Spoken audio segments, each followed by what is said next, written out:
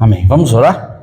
Pedindo ao Senhor que Ele fale ao nosso coração e também pedindo a Deus que Ele nos ajude a manter a atenção na palavra e que o Espírito Santo ilumine os nossos corações para podermos, então, absorver aquilo que o Senhor tem para nós. Querido Deus, muito obrigado porque estamos, Senhor, agora entrando num momento muito precioso do culto. Para mim, o melhor momento do culto, que é o momento de nós ouvirmos a palavra do Senhor. Expandirmos o nosso entendimento, expandirmos a nossa compreensão e também o nosso senso de cristão, ouvindo a voz do nosso Senhor. Por isso, fala ao nosso coração, nos ajuda, Senhor, e que o Senhor venha hoje, mais uma vez, falar, Senhor, através da minha vida, que o Senhor possa me trazer à memória aquilo que o Senhor ministrou ao meu coração e que nós saiamos todos daqui abençoados, tanto quem ministra quanto quem recebe, Deus, no nome de Jesus, porque no fundo, todos nós precisamos muito do Senhor em todos os nossos momentos. Amém, Jesus, amém. Bem, nós chegamos ao final de mais um mês, né? Incrível, né? Eu estava contando, hoje nós estamos no segundo mês e no dia 52 do ano já. 52 dias já se passaram do ano que a gente acabou de comemorar a virada do ano de 2025 para 2026. Tá tudo voando, né? O tempo voa e a última semana de fevereiro a gente já está entrando. Fevereiro ainda para ajudar mais curto. E como é que estão as resoluções suas de fim de ano e começo do ano novo? Como é que estão? Você chegou a fazer alguma? Você fez resoluções, objetivos, planos para 2026, compromissos? Como é que eles estão? É interessante que eu já, na hora que eu comecei a preparar essa série que eu estou falando sobre a prática cristã, eu entrei para ver quais seriam as possíveis resoluções das pessoas aqui na Inglaterra. E no YouGov você tem acesso a estas resoluções. O que seriam que as pessoas fizeram que elas têm como objetivos? Eu tirei as 5 maiores objetivos, né, para 2026. Isso olhando para a perspectiva aqui da Inglaterra, ok? Em quinto lugar, eu coloquei a quarto lugar, eu coloquei para segundo. Por quê? Porque para mim tem tudo a ver com a primeira. Então, somando a primeira com a segunda, deu ali é o maior número. A primeira vai ser a primeira mesmo. Mas olha só, eu fiz assim, quinto lugar. Sabe qual que é a resolução? Você tem alguma ideia? O que você acha que as pessoas poderiam pedir? Quinto lugar seria economizar mais dinheiro. Então, seria ter mais dinheiro, estabilidade financeira, 21%. Quarto lugar, comer de forma saudável, 22%. Esse é um objetivo para 2026. Terceiro lugar, ser feliz, que é uma prioridade crescente no mundo de hoje. Então, a pessoa, ela busca felicidade. As pessoas estão buscando felicidade, bem-estar, satisfação. E em primeiro e segundo lugar, que são bem relativos às duas coisas, melhorar, segundo lugar, a saúde física, que seria 21%, por isso estaria empatado com o quarto lugar e o terceiro ali, mas o primeiríssimo lugar é se exercitar. Olha que incrível, o primeiro lugar, 25%, um quarto das pessoas escolheram o quê? Para 2026, eu preciso me exercitar. Quando você fala de se exercitar, já vem lógico na cabeça o quê? Ir para academia, para o gym. E é exatamente isso. Porque uma outra pesquisa linkada a isso, porque você sabe que eles fazem pesquisas, por exemplo, a Injury Lawyers for You está interessada em todo esse movimento. Quando você vai fazer um seguro, eles querem saber como é que está a sua saúde, o que você está. Então eles fizeram uma pesquisa e eles disseram, é muito legal as pessoas falarem, poxa, eu vou para academia. Nós vimos aqui, o segundo, é melhorar a saúde física e se exercitar, primeiríssimo lugar, né?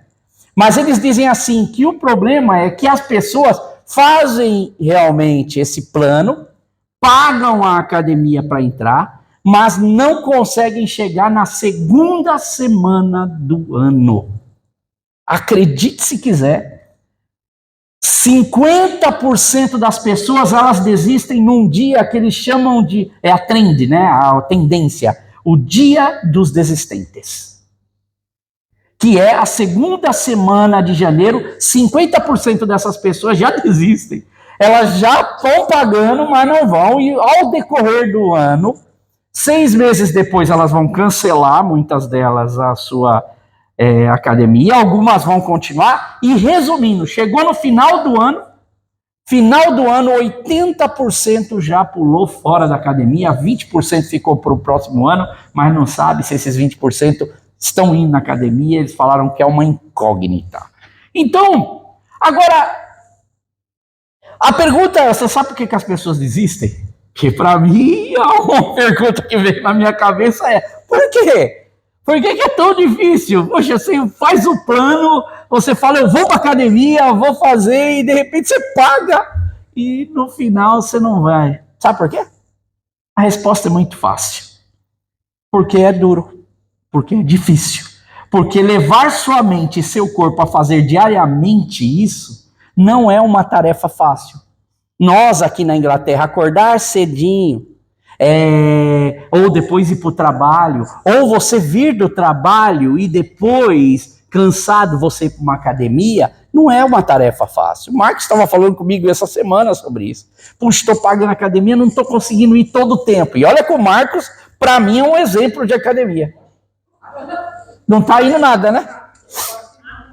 Então, incrível. E olha que o Marcos é um exemplo para mim de academia. Se anda, gosta e anda.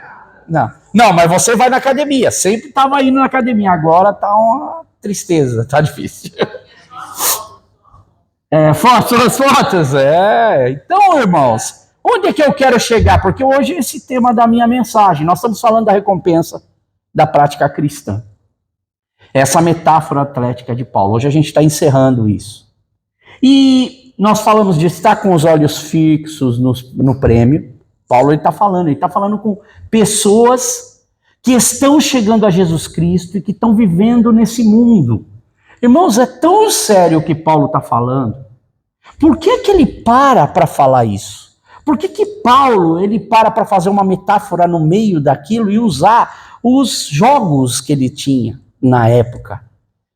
Porque ele sabe que a vida e a caminhada cristã ela é muito cheia de dureza, de dificuldade, assim como a gente para fazer plano, para ir para uma academia, a gente encontra obstáculos. E não é desses obstáculos que a gente está vendo que Paulo, por exemplo, está enfrentando. Eu falei sobre o treino e o combate, falei sobre a disciplina na última, do domínio próprio, que seria quando você sabe dizer não para ter um sim.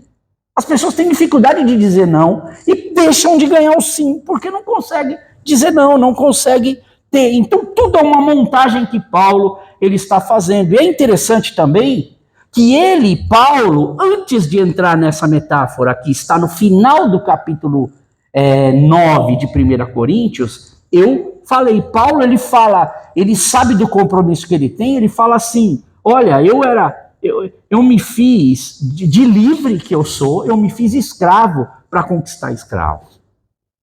É duro, é difícil. Eu sou judeu, mas eu me fiz de judeu para conquistar judeu, e eu digo mais, sem me esquecer do que hoje impera, ou que comanda a minha vida. E o que comanda a minha vida agora é a lei de Cristo. A mesma coisa, Paulo ele diz, eu me faço de sem lei para ganhar o sem lei. Porém, ele fala assim, mas eu não me esqueço de que eu tenho uma lei. Eu tenho a lei de Cristo, entende? Ele fala, peraí, eu tenho parâmetros, eu estou vivendo isso. Ele fala, eu me faço de fraco para ganhar os fracos. E aqui eu vejo fraco, não é só a pessoa que é fraca. Seu filho, por exemplo, suas crianças. Olhando para essa visão de fraqueza, de necessidade de cuidado, o filho precisa do pai, e muitas vezes que o pai vá e abaixe no nível dele para ele entender o que é brincar. A mãe vai brincar de bonequinha com a filha. Eu vi outro dia, estava vendo o vídeo da Gabi, eles estão procurando casa, e eu via ela fazendo com a Ana Vitória para Ana Vitória. E é legal isso, porque você incentiva seus filhos e anda no mundo deles. Paulo, ele faz isso. Ele se exercitou de uma tal forma que ele entende isso. E quando Paulo agora vai falar nestes versos, ele traz essa metáfora, ele está tudo dentro do assunto. E olha o que ele diz, isso está, abre aí, em 1 Coríntios 9, versos 23 a 27. Olha que interessante como as coisas vão ser construídas, porque nós vamos ler o que a gente já leu, e eu quero ler a partir do verso 23. Porque é quando Paulo termina de falar, ó, eu me faço de judeu para ganhar judeu, eu me faço de sem lei para ganhar os que estão, não tem a lei, por exemplo, judaica, de fraco. E aí ele vai dizer no verso 23, antes de entrar na metáfora, faço tudo isso por causa do evangelho, para ser coparticipante dele. Entendeu a lógica? Eu faço tudo isso porque eu quero participar desse. Isso é o verso 23. Agora nós vamos ler a sequência. Todos acharam? 1 Coríntios capítulo 9, verso 24 agora. Nós vamos ver a metáfora que Paulo fala. Eu já falei algumas delas, eu vou me concentrar no que a gente fala hoje. Ele vai dizer assim, vocês não sabem que dentre todos os que correm no estádio, apenas um ganha o prêmio? Corram de tal modo que alcancem o prêmio. Todos os que competem nos jogos se submetem a um treinamento rigoroso para obter uma coroa que logo perece, mas nós o fazemos para ganhar uma coroa que dura para sempre. E agora vai vir os versos que eu vou trabalhar hoje. Sendo assim, não corro como quem corre sem alvo. Ok? Todos acharam, hein? Todo mundo acompanhando? Não corro como quem corre sem alvo e não luto como quem esmurra o ar. Mas esmurro o meu corpo e faço dele meu escravo, para que depois de ter pregado aos outros, eu mesmo não venha a ser reprovado. Olha o que ele está dizendo, vou ler de novo. Sendo assim, não corro como quem corre sem alvo, não luto como quem esmurra o ar. Você percebeu que ele está falando duas modalidades esportivas? Não corro como quem corre sem alvo, é a corrida das Olimpíadas, ou dos Jogos Istmicos de Corinto. E aqui ele está falando, e não luto como quem esmurra o ar, que aqui seria o pigmaquia, que seria a luta de boxe deles, que é algo normal que eles tinham. E ele vai falar, eu não faço isso, que é a luta com punhos, tá? Que é o que no grego significa o que Paulo está falando dessa luta. Como quem esmurra o ar, mas esmurro o meu corpo e faço dele meu escravo, para que depois de ter pregado aos outros, eu mesmo não venha a ser reprovado. Duas modalidades. Uma a gente já falou bem, e eu queria que o Henrique lá colocasse para mim. Só queria mostrar umas coisas para vocês bem interessantes, que vai dar um pano de fundo para a gente entrar na mensagem. Deixa eu ver se está ligado aqui. Ah, ligou. Pode pôr, Henrique? Olha, só para você entender, isso daqui é a corrida de atletismo que eles tinham, ok? A corrida de atletismo, ela é assim, aquela é a pista, ok? Eles tinham um pilar, que é o Scopus. O pilar, o Scopus, é o alvo. Então, quando você ouve Paulo falar de alvo, ele fala de um pilar. Mas o pilar, dentro da metáfora bíblica, ele tem significado, é onde eu atinjo o alvo, é onde eu tenho a minha referência. Então, para o cristão, ele fala desse alvo, que é esse Scopus, e você já vai ver, porque aqui é a linha de largada, então todos pisavam nessa linha, e eles corriam então, a corrida principal, que era de velocidade, era de 180 metros a 192 metros, quase 200 metros, mas existiam outras modalidades, cada um com as suas regras básicas, e eles tinham que atingir o alvo, ok? Agora passa a próxima, e aqui a gente termina essa, porque o meu foco é outro. Olha lá, o Scopus, tá vendo o Scopus? Lá embaixo. Um pilar, aquele é o alvo. Quando o Paulo fala assim, olha, eu corro para o alvo, ele já está logo vendo o Scopus, ele está vendo esse referencial, e que o cristão também tem um referencial. Quando um grego ouvia falar disso, ele logo tinha na sua mente, É o alvo, é onde há referência. Eu não corro de qualquer jeito, eu corro com um objetivo, eu corro para um lugar para mim atingir o alvo. Então, Paulo aqui, quando ele usa Scopus, ele usa essa metáfora da vida cristã, mostrando que nós temos um alvo no nosso. Qual é o nosso alvo como cristãos? Quem é o nosso alvo? Cristo. Ok? O nosso alvo é Cristo. Então, no vocabulário de Paulo, correr sem alvo significava correr sem propósito e sem direção. Então, o alvo para Paulo, eu não corro sem alvo, eu não corro sem direção. Ok? E nas corridas, então, eles tinham essa metragem que eles corriam. Isso exigia deles o quê? Uma disciplina corporal, controle do corpo, economia de movimento. Não é só correr. Eu tenho que correr na hora certa. E eu tenho que usar minha energia como uma explosão para me chegar no alvo certo e movimentos que me levem com resistência até o alvo que eu tenho que atingir. Então, existia um prêmio. Hoje a gente tem prêmio de melhor, hoje, por exemplo, no futebol, melhor jogador, fair play, que é o jogador que durante não levou nenhum cartão amarelo. E hoje a gente tem prêmio de tudo, aquele que ajudou o outro que estava caindo. A gente vai criando prêmios para todo mundo ganhar um prêmio e sair todo mundo feliz. Mas na época, um só levava o prêmio, que era o primeiro lugar. E agora eu quero colocar a outra. Vamos colocar o de hoje.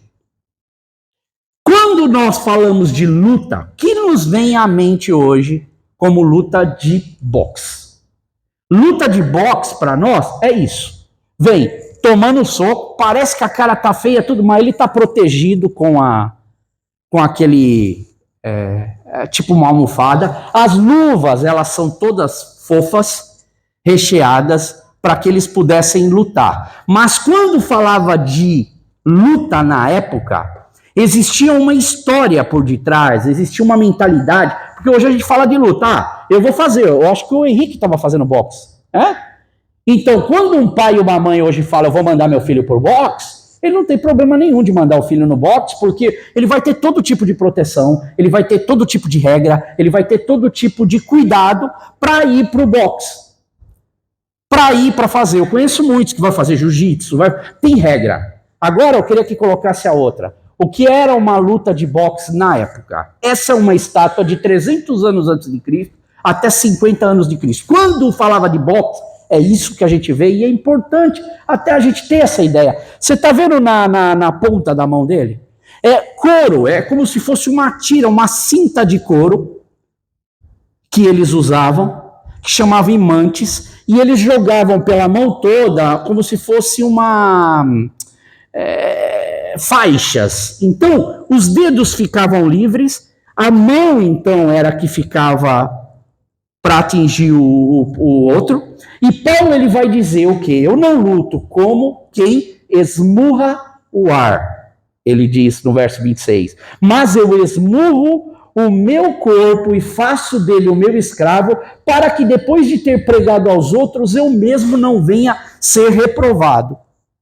Esse é a estátua de um lutador que está descansando. Se você reparar, pode passar para o próximo, para mim, que agora é o da mensagem de hoje. Isso. A mensagem de hoje é permanecendo aprovado, que é uma coisa que a gente não para pensar muito. Os pugilistas naquela época, porque o boxe já fazia parte dos jogos istmicos já 600 anos antes de Cristo, era uma das modalidades mais normais que eles tinham. Os pugilistas envolviam essas mãos para lutar, não era nada acolchoado como a gente tem. E os lutadores, eles podiam atingir livremente o cabeça e o corpo do outro. Não podia puxar cabelo e não podia morder. A única regra que tinha, não tinha juiz oficial na luta, falando como hoje, olha, o outro bateu uma mãozinha, parou. Não. A única coisa que fazia uma luta parar era quando ele erguia o dedo, que ele não tinha mais condição nenhuma de lutar. Inclusive, existem fotos dessa época de que as orelhas... Lembra o lutador de jiu-jitsu fica com a orelha de couve-flor? De tanto eles levarem socos desses imantes, a luta era tão violenta que acontecia de terem combates longos, de extrema dificuldade, e fontes antigas registram até lesões severas, lesões e até, em alguns casos, mortes de lutadores. Então, quando se falava, a mãe não ia falar, meu filhinho, vai fazer boxe que é bom. Não. Inclusive, alguns filósofos dizem que o boxe surgiu dos Espartacos, que a gente pensa que é uma ficção, mas não. Os Espartas, eles eram lutadores de verdade. Então, quando Paulo está falando luta de boxe, a luta de boxe era violenta, demorava às vezes horas, porque não tinha rounds. E outra, não tinha hoje, a gente tem a faixa de peso leve, todo mundo é peso leve. Não, às vezes você tinha uma jamanta com outro franzino lutando, e no final o resultado era quase que óbvio. Mas o lutador, ele para defender a sua origem, o seu vilarejo, ele entrava para fazer isso. E era uma luta dura, uma luta dificultosa, e ainda bem que os Espartacos, como os filósofos, os historiadores dizem, eles originou de lá porque eles eram um povo só de luta. Se eles estivessem na luta, seria muito difícil alguém ganhar deles, e eles não aceitavam derrota. Então veja que naquela época era uma coisa muito difícil para que eles pudessem fazer. Agora, quando Paulo, ele usa ambas essas declarações das metáforas, com base nisso de correr para atingir um alvo, de correr, de lutar para não dar murro no ar, porque a luta ela é uma luta que exige muito.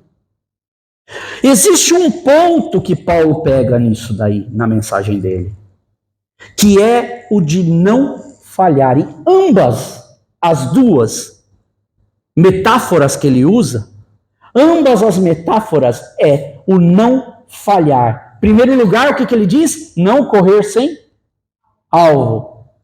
Eu ouvi sempre uma frase que ficou comigo, caminha comigo há muito tempo, que diz: quem não sabe aonde quer chegar, nunca sabe quando chegou, ou se chegou, e portanto qualquer lugar tá bom. Você já viu alguém dizer isso para você? Quem não sabe aonde quer chegar, nunca sabe, qualquer lugar tá bom. Segundo lugar que ele diz, que é o esmurrar o ar, contrasta com o quê? Treino sem alvo real, porque ele está dizendo, eu não luto como quem esmurra o ar, eles tinham o costume de usar os sacos de couro, como a gente tem, e usar o sparring, que é a pessoa que fica lá com ele, ou ficar ali dando um soco no ar para treinar, para aquecer. Só que Paulo, ele entende aqui que quando está se tratando de combate real, a competição já não era mais hora de treino, nem de errar. O treinamento todo que eles tiveram tem que surtir efeito. Não é hora de socos vazios no ar, de não atingirem o oponente, porque socos que não atingem ninguém numa luta que o outro oponente está doido para ganhar de você, socos que vão fora do alvo, são uma oportunidade de energia gasta e oportunidade para que você leve um contragolpe. Pare para pensar na nossa vida cristã, no nosso dia a dia. Quantos contragolpes a gente toma porque nós ficamos dando socos no ar? Paulo está dizendo, na vida cristã, que é uma vida séria, olha que a gente tem a Bíblia com vários capítulos, Paulo tem 13 cartas, e essas 13 cartas ele fala sobre mantermos firmes no caminhar cristão. Por que a Bíblia escreve tanto sobre isso? Por que a gente vê tantas pessoas sofrendo de errar alvo, de perder batalhas, de perder lutas, perder suas corridas, perder o seu alvo?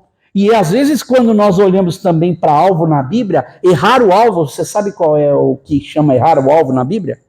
Errar o alvo é pecar. Pecado é quando você não atinge a mira. Quando você erra o alvo, é pecar. Porque nós fomos feitos para acertar o alvo. E outra, nós temos todas as condições de, em Deus, acertar os alvos. Numa luta, então, é mira perfeita, cada golpe conta e é competição para valer.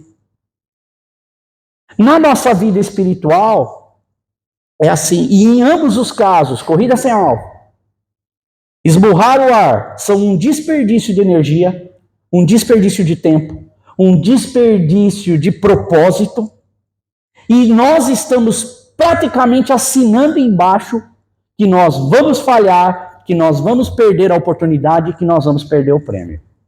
Entendeu a lógica que Paulo está dizendo? Quem entra na luta para ficar lá querendo fazer de conta que vai lutar, mas o inimigo, ele vem sedento para alcançar. Então Paulo ensina esses irmãos de Corinto que assim como nos jogos, a vida cristã, nós precisamos entrar para ganhar, conscientes de que o inimigo das nossas vidas, o mundo, o sistema, a nossa própria carne, que é o que a gente vai falar, ela luta com a gente constantemente todos os dias. E é preciso preparação, dedicação, seriedade, atenção. Sem estes requisitos, irmãos, nós estamos certamente condenados à derrota, diante de oponentes que não estão ali para brincar. Por que a gente vê tanta gente destruída, tanta gente quebrada, tanta gente cedendo ao errado e depois pagando um preço porque fez errado? Por causa disso, por causa de coisas que a Bíblia nos ensina para fazer e nós não fazemos. E os inimigos não estão ali para brincar. Eles estão com sede. Quando entravam nessa competição, a única coisa que um lutador, por exemplo, entrava era a oportunidade dele vencer. Então, se eu entro numa corrida, que é essa que Paulo está falando, eu não entro nessa corrida sem alvo. Porque se eu entrar sem alvo, o que vai acontecer é que eu vou comer poeira. E eu vou ficar para trás e eu vou passar vergonha. Se eu entrar numa luta e não estiver atento, os golpes que eu vou tomar vão doer, vão deformar, vão ferir até levar o nocaute muitas vezes a gente. E no pior das hipóteses, até nos matar. E Paulo usa todas estas referências para a vida espiritual, que a gente às vezes não presta atenção porque a gente é muito material. Nós hoje estamos num mundo que pede para a gente ter material, que a gente busca materialismo. E Paulo, quando ele fala nas suas cartas, ele vai dizer, por exemplo, Filipenses 3, você não precisa abrir, só escuta, capítulo 3, versos 13 e 14, quando ele fala dessa carta da alegria, ele está preso, e Paulo ele vai dizer assim, irmãos, eu não penso que eu mesmo já tenho alcançado, mas uma coisa eu faço, esquecendo-me das coisas que para trás ficaram, e avançando para as que estão adiante, eu prossigo para onde? Para o alvo, que é o Scopus, a fim de ganhar o prêmio do chamado celestial de Deus em Cristo Jesus. O meu alvo é Cristo. Timóteo, quando Paulo escreve para ele a primeira carta, ele está orientando Timóteo, cuidado com os falsos profetas, cuidado com os homens que estão vindo querendo devorar. Ele diz assim, combata, Timóteo, o bom combate, 1 Timóteo 6,12. Combata o bom combate da fé, tome posse da vida eterna, para a qual você, Timóteo, foi chamado, e fez boa confissão na presença de muitas testemunhas. Quando Paulo está indo lá em Listra, lá que convoca o bom testemunho de Timóteo, ele aqui está falando, lembra, Timóteo, o que o pessoal falou de você? Será que a gente às vezes esqueceu do que as pessoas falam de nós? Ou será que tem falado alguma coisa do nosso testemunho? Ele diz, Timóteo, não esqueça disso, preserve isso, guarde isso. Guarde isso como um bem precioso que você tem. E combate esse bom combate da fé. E no final da vida de Paulo, ele vai dizer das duas modalidades aqui. Ele vai dizer para Timóteo, no capítulo 4, verso 7, ele vai dizer assim, combati o bom combate, terminei a corrida e guardei a minha fé. Eu corro com o objetivo, eu luto com o objetivo e Deus tem cuidado de mim, porque eu coloco o meu coração nessa fé. Agora, Paulo, ele vivia tudo isso. Se a gente falar um pouquinho da história de Paulo, a gente vai ver o quanto Paulo sofria. Ele sofria flagelos, perseguições, espancamentos, dificuldades ministeriais. Lembra? Quando ele se converte, ele já sofre uma perseguição, lá em Atos capítulo 9. Que ele é obrigado, porque fazem um complô para matar ele, logo no início. E aí acham um buraco ali, uma saída, uma janela ali na muralha e descem ele para o cesto, fugindo. E quando Paulo foge, ainda em Atos 9, ele está indo para falar com os irmãos de Jerusalém, olha, agora eu sou crente, agora eu sou cristão, estou junto com vocês. Antes eu perseguia vocês, agora eu estou junto.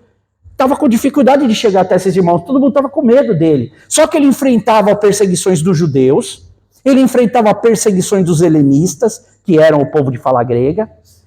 A Bíblia diz que de todo lado Paulo ele enfrentava perseguições. E quando ele vai fazer a primeira viagem missionária dele, quando Paulo ele, então está seguindo para essa viagem missionária, que é ali para Antioquia da Psídia e para Icônio, ele vai sofrer perseguição, expulsão da cidade e tentativa de apedrejamento. Aí você fala, ainda bem que não apedrejaram, né? Só que quando ele chega em Listra, que é onde Timóteo mora, já logo em seguida ele é apedrejado de tal modo que a Bíblia diz que ele foi deixado no chão, quase como morto. Aí é que eu vejo algo interessante lá em Atos 14, porque diz que Paulo levantou e andou. É um lutador que praticamente estava parecendo que tomou um nocaute. Não, ele levanta, parece o Rocky Balboa, né? Lembra quando a gente vê o filme do Rocky Balboa? Levanta assim, o cara tá morrendo ali, ele levanta. Irmãos, quem fazia isso com Paulo? Me diz, quem fazia Paulo levantar dessas pancadas que ele tomava? O Espírito Santo de Deus.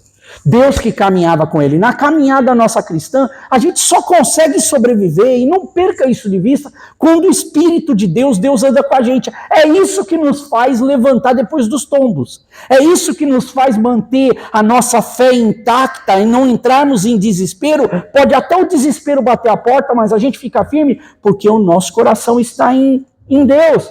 Paulo vai para Filipos. Quando chega em Filipos, está lá com Silas, pregando o evangelho, vão para a prisão, lembra que eles estão louvando a Deus meia-noite? Onde é que eles estavam? A Bíblia diz que eles estavam acorrentados, estavam presos. E estavam louvando a Deus. E o que acontece? O Espírito Santo vem, a presença de Deus vem e livra eles. E Deus opera um grande milagre ali. Quando eles vão para Tessalônica, que é toda a área ali da Macedônia, quando eles saem dali, vão para outro lugar, começam os judeus a perseguir ele. Aí são obrigados a ir para Bereia, para outro lugar. Quando chegam em outro lugar, estão perseguindo. E Paulo ficava mudando de um lugar para outro, até que ele chega, por exemplo, em Corinto, nessa cidade, e em Corinto ele vai sofrer perseguição, vai ter que comparecer diante do juiz da cidade. Não era uma vida fácil. Assim, irmãos, também Paulo ele usa essa mensagem, e aqui é um ponto interessante, para criticar qualquer forma de ministério ou de vida cristã que pareça ser ativa. Olha, presta atenção.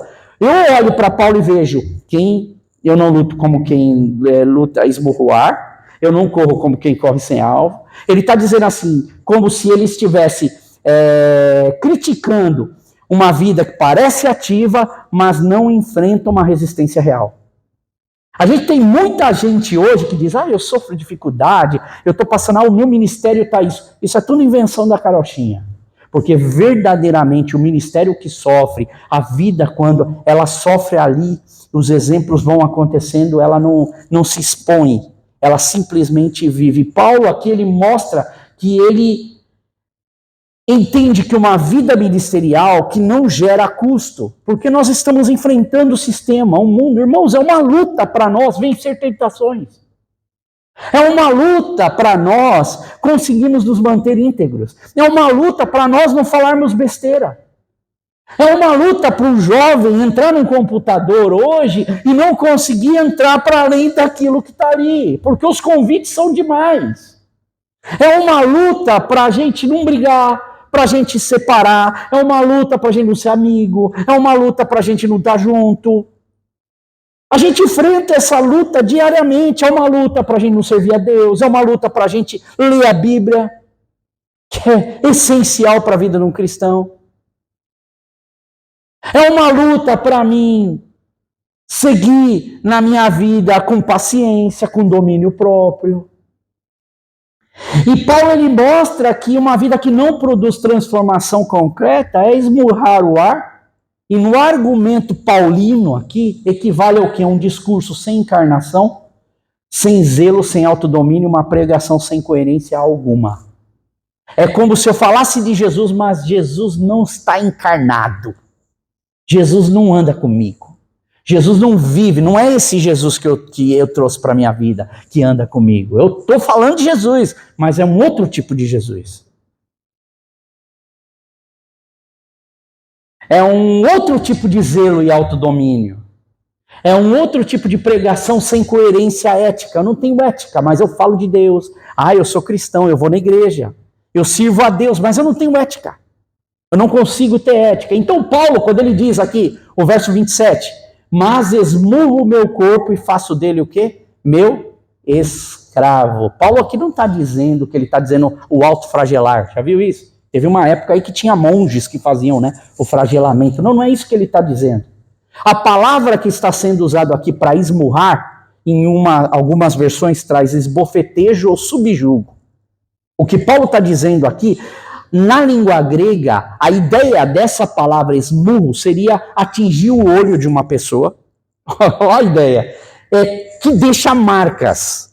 Paulo está dizendo assim, eu quero deixar marcas no meu corpo, e ele fala isso no sentido espiritual, para vencer aquilo que quer fazer eu me sentir gostoso como o meu corpo. Tá bem. Ele falou, não, eu não vou cair nesse engano. Eu esmurro isso. As minhas vontades. A linguagem, ela é forte, mas ela é metafórica. Ela traz o sentido desse boxe antigo, no termo técnico, que é um golpe contundente. Ele está falando, eu preciso estar atento para lutar. E com quem que Paulo ele vai lutar aqui? Que ele vai falar assim, eu faço dele o meu escravo. John Stott, que é um escritor britânico, ele diz assim, Paulo não odeia seu corpo. Pelo contrário, ele se recusa a permitir que o seu corpo assuma o trono da sua vida. A gente facilmente permite que o nosso corpo assuma o trono. Assuma o trono e o controle das nossas vidas. E olha que interessante, eu separei alguns versos para a gente ler. Olha, você escuta o que Paulo está dizendo aqui. Escuta, o texto é muito claro. Basta você escutar. Romanos capítulo 7, versos 18 a 19. Carta aos Romanos. Olha o que Paulo diz, como é claro isso. Sei que nada de bom habita em mim. Isto é, em minha carne. Do que ele está falando? Do seu corpo. Da sua carne, dessa carne nossa que tem tendência de fazer coisa que não deve.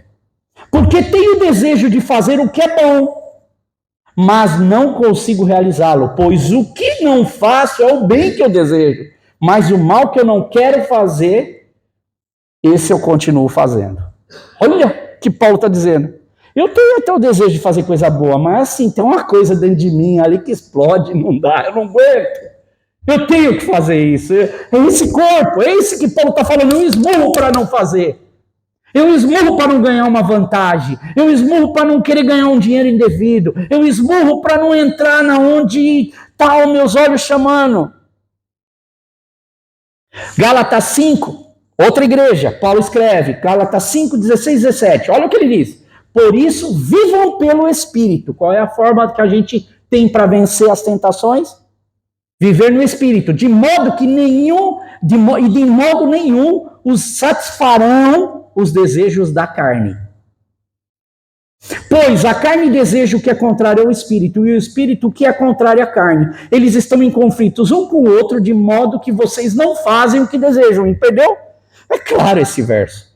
Espírito e carne lutando constantemente dentro da gente. O Espírito de Deus dizendo, não faz, André. Não faz, André. Não, André. Não, não, André. Não, André. E a minha carne dizendo assim, vai que é gostoso. Vai que tá bom. Cara, ninguém vai ver. Faz isso, é só isso, só uma vez. Faz, é só um dia só. Mas Paulo diz, não. Quando isso acontecer, esmurra seu corpo. Fala, não. Outra, Romanos capítulo 8, um pouquinho mais à frente, versículo 5 a 8. Olha, quem vive segundo a carne tem a mente voltada para o que a carne deseja, mas quem, de acordo com o Espírito, tem a mente voltada para o que o Espírito deseja. A mentalidade da carne é morte, ele diz. Mas a mentalidade do Espírito é vida e paz. É a escolha que a gente está fazendo. E a pergunta é, quem é que está ganhando na luta da gente? Dentro de mim? Internamente. Quem está ganhando dentro do meu coração? A carne ou o Espírito? Porque eles estão lutando dentro de mim. E ele diz assim, a mentalidade da carne é inimiga de Deus, porque não se submete a Deus. Paulo, o que ele diz nessa metáfora? Eu me submeto ao Senhor. Eu me submeto. Quero ser co-participante. E ele diz, não se submete a Deus, nem pode fazê-lo. Quem vive segundo a carne não pode agradar a Deus. E Colossenses também, capítulo 3, verso 5, vai dizer assim, assim façam morrer tudo que pertence à natureza terrena: imoralidade sexual, impureza, paixão, desejos maus e ganância, que é a idolatria. A linguagem que Paulo está usando é tudo deliberadamente, mostrando que dentro de nós existe uma luta, que a gente precisa aprender a vencer essa luta. E essa luta ela só é vencida quando nós fazemos o que ele diz ali, nas cartas, que ele fala assim, ó, não, se submeta ao Espírito, e quando você se submete ao Espírito de Deus, você não vai praticar as coisas da carne. E no final ele vai vir no verso 27, parte B, para que depois de ter pregado, olha o que ele diz, aos outros eu mesmo não venha a ser reprovado. Ele está dizendo, ó, eu preguei, falei do evangelho, para que depois de eu ter feito tudo isso, eu não venha a ser reprovado. Lembra daquele verso que vai ser um pouquinho mais para frente, no próximo capítulo de Paulo, ele vai dizer assim, aquele que julga estar firme, cuida para que não caia. Por quê? Porque nós temos que ter cuidado diariamente na nossa vida. E ele diz, mas eu esmurro o meu corpo e faço dele meu escravo, para que depois de ter pregado aos outros, eu mesmo não venha ser reprovado. Reprovado aqui, essa palavra, ela tem o sentido do quê? De desqualificado. É interessante que para os jogos, seria o juiz quando ele olhasse e visse dentro dos jogos, por exemplo, alguém que não está andando segundo as regras. Ele fala, opa, está fora. Está desqualificado, você não andou. Ou do metal, que quando o metal ele é provado, ele saiu do fogo e eles olham, tem fissura, tem rachado, o metal não está puro, é desqualificado. O termo é essa imagem metalúrgica, imagem dos jogos também, nesse sentido. E nas escrituras, a docmus, que é essa palavra, ela funciona como uma categoria diagnóstica. O que Paulo está usando aqui, quando ele diz para não ser desqualificado ou reprovado, é no sentido de que ele entende que dentro da característica de Deus existe diagnóstico. Deus não está olhando para a gente falando, faz o que você quiser. Não! Deus tem um padrão. Deus, ele sabe qual é a pura, perfeita, boa vontade dele. E é isso que Deus ele quer da nossa vida. E na sequência, e aqui é que eu quero encerrar, quando nós terminamos esse capítulo, entendendo que Paulo fala tudo isso, Paulo ele vai como se estivesse continuando e dizendo, olha, para que fique bem entendido para vocês o que é isso, eu quero trazer uma historinha para vocês. Abra a 1 Coríntios capítulo 10 agora. Que é a sequência. A história de Paulo, às vezes a gente parou por aí, pegou só essa metáfora da luta, de esmurrar o ar, e agora Paulo vai ir para a sequência. Olha o que Paulo vai dizer para eles. Ali você tem judeu e você tem gentil nessa igreja. Pessoas que são da linhagem judaica e pessoas que são ali do dia a dia, da língua grega. E olha o que ele vai dizer. Olha, capítulo 10, verso 1 ao 12. Olha se a gente não conhece essa história. Porque, irmãos, eu acredito que todos aqui têm um conhecimento, seja muito ou pouco, do que a Bíblia diz. Conhece a história de Israel? A maioria conhece. Conhece o que é abrir mar vermelho? Todo mundo conhece. Olha o que Paulo vai dizer. Porque eu não... Ele está falando do mesmo assunto. Porque eu não quero, irmãos, que vocês ignorem o fato de que todos os nossos antepassados estiveram sob a nuvem e todos passaram pelo mar. Nuvem é a presença de Deus. Era nuvem e coluna de fogo. E o mar é a presença de Deus, o sopro de Deus que dividiu a água e eles passaram em terra seca. Ele está falando, lembra disso? Que aconteceu no nosso povo? Que aconteceu com o nosso antepassado? Vocês que agora fazem parte desse corpo, os novos convertidos ao Senhor, e aqueles que são judeus também, que já vieram dessa linhagem do povo judeu, do povo de Deus. E aí ele diz, em Moisés, todos eles foram batizados na nuvem e no mar. Todos comeram do mesmo alimento espiritual. Que alimento espiritual é esse? O maná. Maná representa o quê? O pão vivo que desceu do céu. Quem é o pão vivo que desceu do céu? Jesus. Todos comeram dessa providência de Deus. E beberam da mesma bebida espiritual, pois beberam da rocha que os acompanhava, e essa rocha era Cristo novamente. Quando Moisés bate na rocha, fala com a rocha ali, nós temos esse momento que Deus é o manancial de água para eles no deserto. Contudo, aí é o problema. Olha o que ele vai continuar dizendo com o que é não ser reprovado, o que é não falhar. Ele vai dizer assim, contudo, Não, Deus não se agradou da maioria deles, por isso os seus corpos ficaram espalhados no deserto. Sabe o que é isso aqui? Foram desqualificados, foram reprovados, não passaram no teste. Ele pega a história do povo de Israel e fala, olha para eles, por que eles não atingiram a terra prometida? Por que uma geração inteira morreu no deserto? E aí ele vai trazer, ele vai dizer assim, essas coisas ocorreram, verso 6, como exemplos para nós, para que não cobicemos coisas más, como eles fizeram.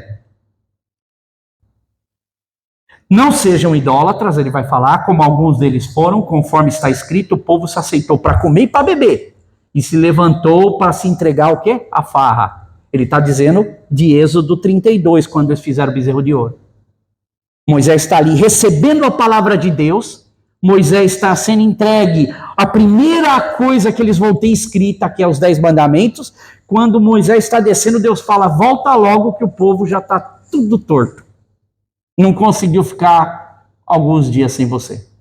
E quando Moisés chega lá, ele é obrigado ele quebra até as tábuas da lei, e ele chega lá, ele tem um bezerro de ouro, o povo lá na maior orgia, servindo outros deuses. Depois ele diz no verso 8, não pratiquem a imoralidade, como alguns deles fizeram, e num só dia morreram 23 mil, ele fala de Números 25, quando o povo ali, quando chegaram num determinado lugar, eles se misturaram com outras pessoas de outros povos e ainda adoraram os deuses deles.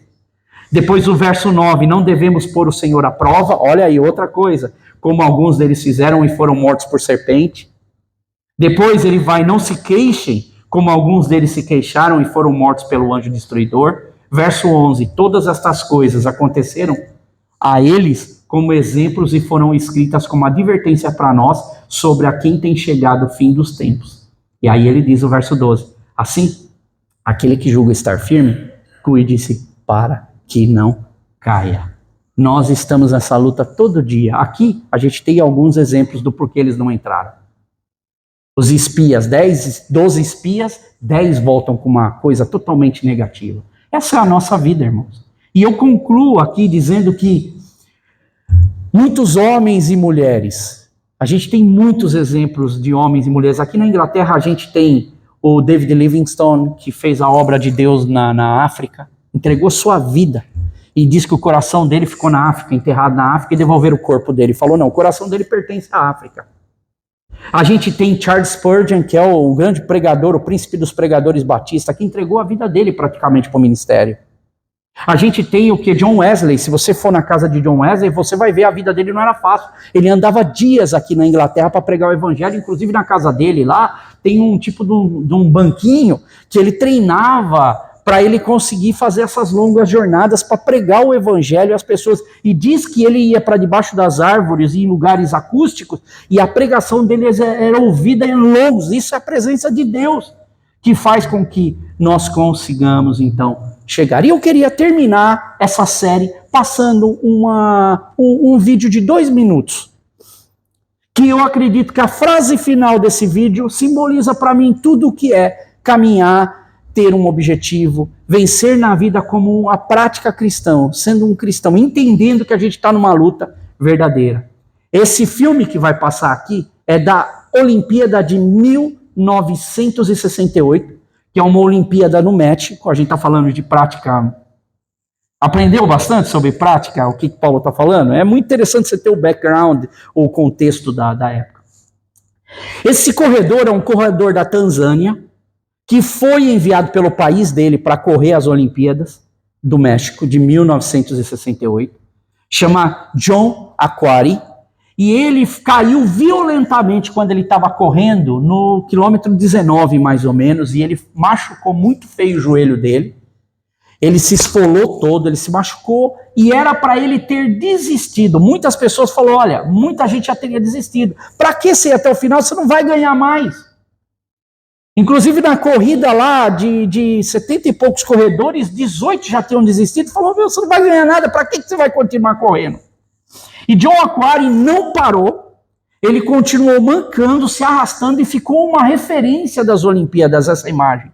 Porque o dia foi se passando, os corredores já chegaram lá, receberam o prêmio, E os corredores receberam o prêmio e ele está chegando, o estádio está praticamente vazio. Eles fizeram questão de deixar esse último atleta e até o final mancando, ele sem condição quase nenhuma. Ele vai entrando, você vai notar o estádio todo vazio. E ele vai correr até a linha de chegada e ele vai cruzar a linha de chegada sem quase condição nenhuma. Mas a frase final é o que eu quero terminar. Você vai poder ver o vídeo. Coloca para mim. Não esquece do som naqueles dois. Ó. Ó.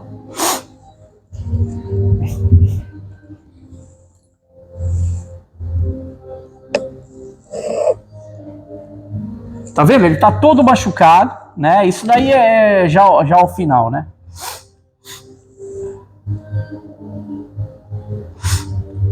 Ele tinha machucado o ombro, tal, ó. A corrida foi indo.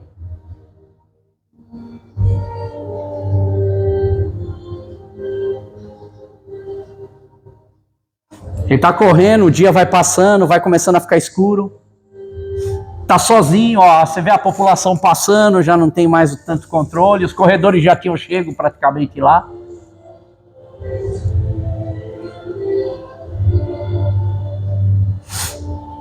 (18 dos 75 corredores desistiram. A noite caiu e ele correu mesmo no escuro. Aí o primeiro lugar chegou, 1 hora depois foi que ele vai chegar na corrida. O primeiro lugar chega, vai receber a medalha. Depois que ele recebe a medalha, o povo começa a ir embora do estádio.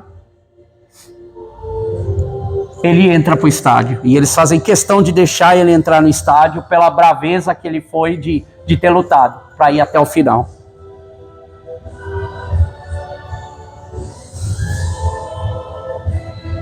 Você vê que não tem muita gente já, mas muita gente voltou para trás para ver, porque falaram, olha, tem ainda um corredor que está chegando, está todo machucado.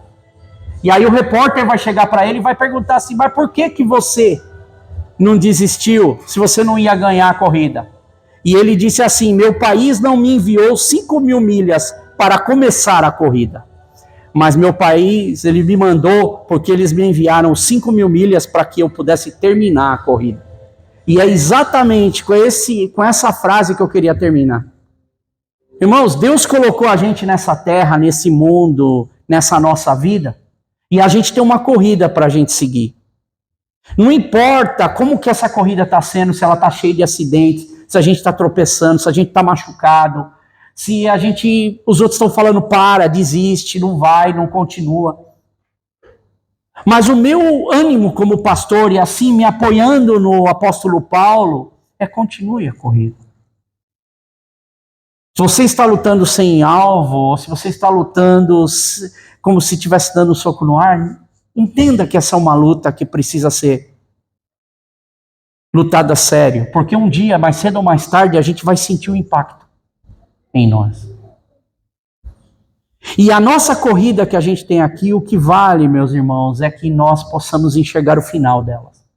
Não importa como é que a gente está indo mancando, porque na corrida de Cristo não é só um que ganha. Na corrida de Cristo, Deus entregou seu Filho para que todo aquele que nele crê não pereça, mas tenha a vida eterna. Deus entregou seu Filho para que nós tivéssemos oportunidade. A Bíblia nos é dada para que nós possamos continuar firme.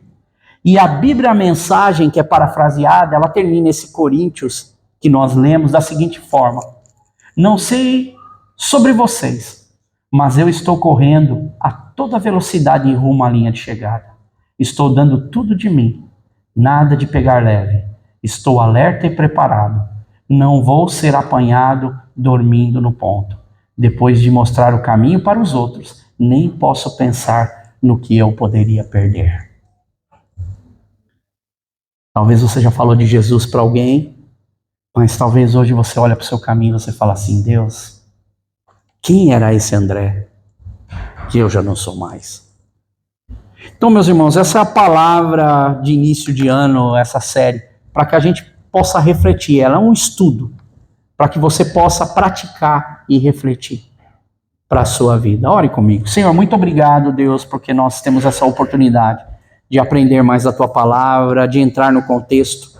E o contexto, ele fala muitas lições. e que nós possamos entender essas lições. Cuida de cada um, de cada jornada cristã aqui, Deus. Cuida das nossas vidas, Deus. Se estamos machucados, nos ajuda a nos levantar, Senhor.